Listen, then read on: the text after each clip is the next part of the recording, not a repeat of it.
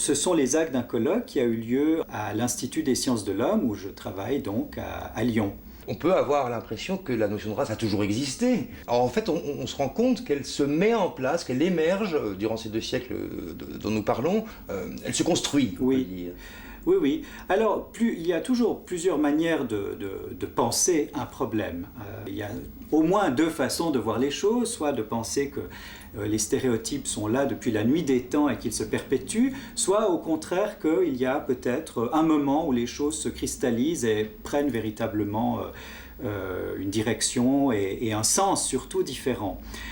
Moi, je pense qu'il est bon de voir cette question de la race de manière historique. Même si on peut toujours montrer que depuis l'Antiquité, prenons Hérodote, les Grecs voient bien sûr les Perses comme des ennemis, un certain nombre de stéréotypes se mettent en place.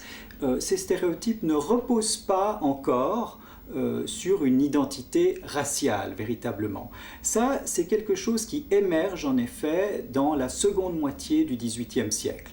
Et on en a, je dirais, les débuts avec l'histoire naturelle de Buffon, c'est-à-dire 1749 pour les premiers volumes, et en particulier un article auquel on se réfère toujours dans ce cas-là, Variété sur l'espèce humaine.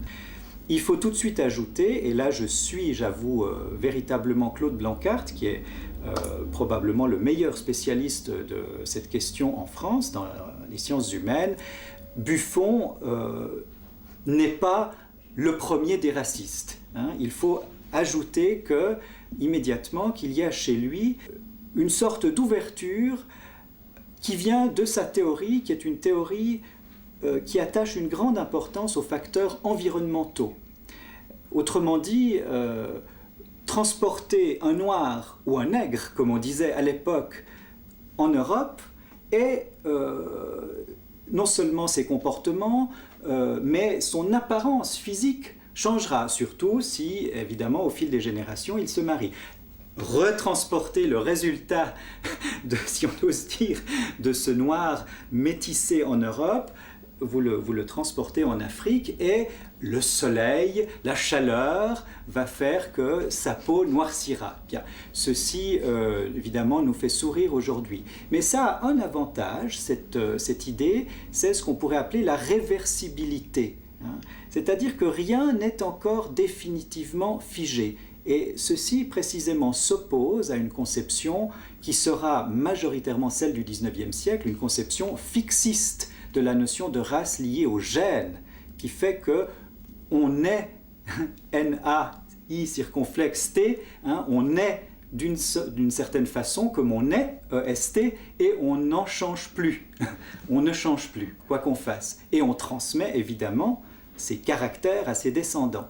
C'est cela la définition de la notion de race. Aujourd'hui encore, vous ouvrez un dictionnaire, c'est la transmission de caractères supposés héréditaires à ses descendants. C'est une chose qui est évidemment sujette à discussion et en tout cas pour les races humaines, on n'ose guère parler de races humaines aujourd'hui.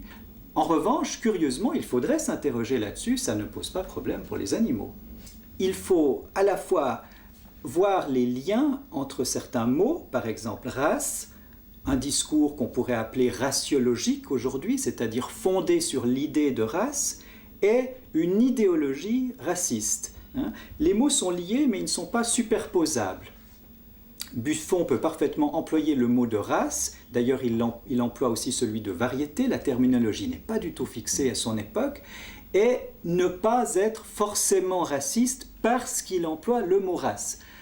A l'inverse, ne soyons pas naïfs, il fait des portraits extrêmement stéréotypés de certains groupes humains, les Esquimaux, que sais-je, les Hottentots en Afrique, qui sont dévalorisants et qui montrent qu'il établit des hiérarchies.